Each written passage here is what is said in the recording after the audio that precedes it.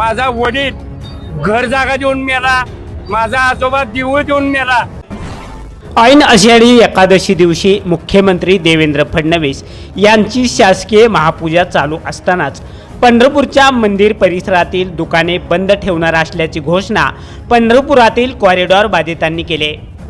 Pandharpur corridor करताना आम्हा बाधितांना शासनानं विश्वासात घेतलं नाही, त्यामुळे आम्ही आता कुणाकडेही जाणार नाही। मुख्यमंत्री देवेंद्र फडणवीस यांनीच आता आमच्याकडे चर्चेसाठी यावं। आमच्या पूर्वजांनी खूप भोगलंय, आता आम्ही ते भोगणार नाही। आमचा कॉरिडॉरला तीव्र विरोध राहील व ऐन आषाढी वारीत आम्ही आमची दुकाने बंद ठेवून व काळे झेंडे लावून आमचा विरोध दर्शवून देऊ, अशी प्रतिक्रिया यावेळी माध्यमांशी बोलताना बाबा महाजन बडवे यांनी व्यक्त केले। लहान मुलांपासून मोठ्यांपर्यंत लेडीज जेंट्सचे चप्पल, शूज, सॅन्डलसाठी पंढरपुरातील एकमेव सुप्रसिद्ध भव्य शोरूम SR फुटवेअर। ओरिजिनल ब्रँड्सचा विविध व्हरायटीच्या हजारो स्टॉक ICC बँकच्या शेजारी नवी पेठ पंढरपूर। प्रोप्रायटर शहाजी बापूराव 83 29 45 45 84। गेले 4 वर्ष झालं आम्हाला विश्वासात घ्यायचं म्हणते, पण तो काही विश्वास कुठे दिसत नाही। आम्ही विश्वास पुढे गेल्यावर मुख्यमंत्र्यांना सांगतो की विश्वास सापडलेला आहे, मग आम्ही त्यांच्याशी चर्चा करायला तयार आहे। माननीय मुख्यमंत्री यांच्याशी एकदा हेलिपॅडवर प्रयत्न केला होता भेटायचा, पण त्यांनी भेट दिली नाही।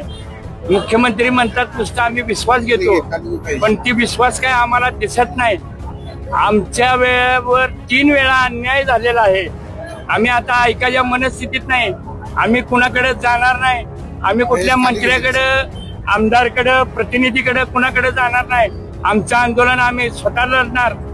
त्याचा पहिला भाग एकादशी दिवशी आम्ही सर्वजण उपाशी बसून आमचे दुकानं बंद ठेवून काळे झेंडे लावून जोपर्यंत मुख्यमंत्री महापूजा करतात तोपर्यंत आम्ही हे संध्याकाळी 8 ते पहाटे 8 सकाळी 8 वाजेपर्यंत आम्ही आमचे सर्व दुकानं बंद करणार आहेत आणि एक प्रकारचा निषेध नोंदवणार आहेत। माझा वडील घर जागा देऊन मेला, माझा आजोबा दिवळ देऊन मेला, ह्याचा 1 रुपया सुद्धा तुम्ही मला महाराष्ट्र शासनाने दिला नाही। माझा मान सन्मान केला नाही।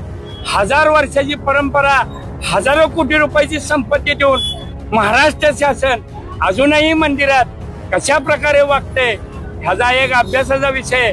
ह्या सगळ्या गोष्टीला आम्ही वैतागलेलो आहोत। आमचं जीवन मुश्किल झालेलं आहे।